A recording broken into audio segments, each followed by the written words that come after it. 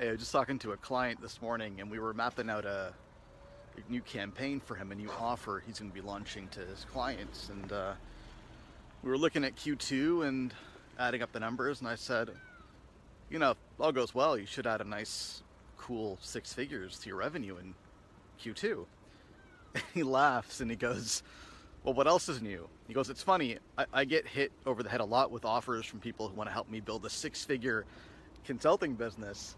And he goes, I got to tell you, building a 6-figure consulting business doesn't excite me like it used to, because we're adding 6 figures a quarter here working with you. And, we had a good laugh about it.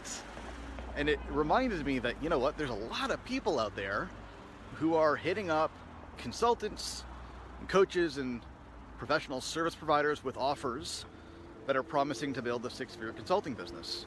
And while that may excite you if you're just getting started, you don't have a business to speak of, the idea of making 6 figures might be very exciting to you. But if you've been in business at all, for more than a little bit at least, and you place a higher value on your services, it probably doesn't excite you, because 6 figures for the average experienced consultant who has a high degree of specialized expertise, it's not really that much. And at the same time, it can be hard for somebody like you with a high degree of expertise who has higher expectations as far as income goes to find somebody who can help you with marketing and business development and business overall, because there's just so many people, bottom feeders really, who are making promises to get you off the ground and to get you, off the runway, when you don't really want to get off the runway. You want to fly at a higher level. And if that's you, my best advice to you is the following: match your needs with a marketing coach or a business coach that has the appropriate level of sophistication. Okay? Match your needs with the coach who can bring the appropriate level of sophistication to the task at hand. And here's a really easy test to use.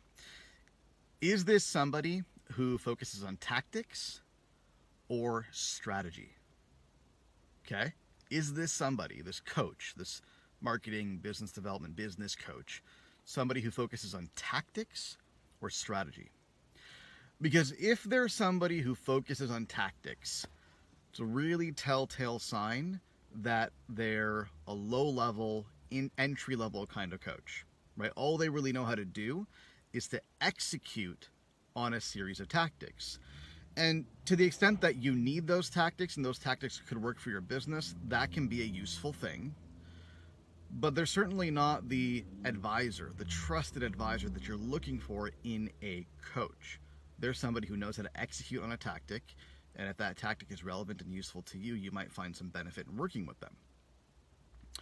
Whereas if there's somebody who is strategic, who focuses on strategy, and then is able to marry that strategy with the appropriate tactics for you to execute, then you're golden. That's the person that you want. Because the truth is, yes, there are some tactics that work better than others. There are some broad sets of tactics that you ought to be using for most of you. But the truth is, the tactics and the execution of those tactics will not make you win. That's not where the battle's won or lost. Case in point, I'm a big believer in LinkedIn video. I'm a big believer in video creation overall, Facebook, LinkedIn, wherever it may be. And I had a conversation with somebody earlier today who's doing that. They're executing on the tactic. That's not where they're falling short. But they're still not getting results. Why? Strategy. They're going after the wrong clients. Their pricing is all messed up. Their offer is all messed up. They don't have an appropriate sales process in place. They're failing at a strategic level, not a tactical level. So you work with a coach or a service provider who's focused on tactics. They're not even going to be able to tell you if you're failing at a strategic level. They can only tell you, okay, you did that tactic right and you did that tactic wrong. But if your execution of it is failing at a strategic level, you're not going to know that from them. So bottom line is, you know, if you're anything like my clients, it's not the tactics that are going to save you, it's the strategies. I've got clients who don't even really execute on like a lot of the tactics I prescribe to them, but they still do well because the strategy is sound. The strategy is in place. The strategy is what makes sense to them, and the strategy is something they can own even if they fall short on the execution.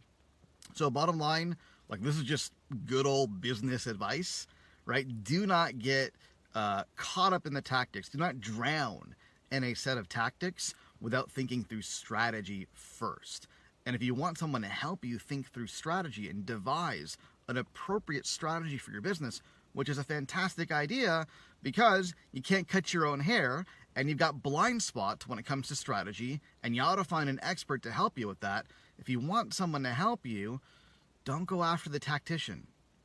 Don't go find somebody who knows how to execute on a tactic. Don't go find somebody to help you with video or LinkedIn or this, that, or the other, or ads. Those are tacticians who may be useful when you're ready for a tactic. But if you need a strategy, no amount of tactics are going to save you.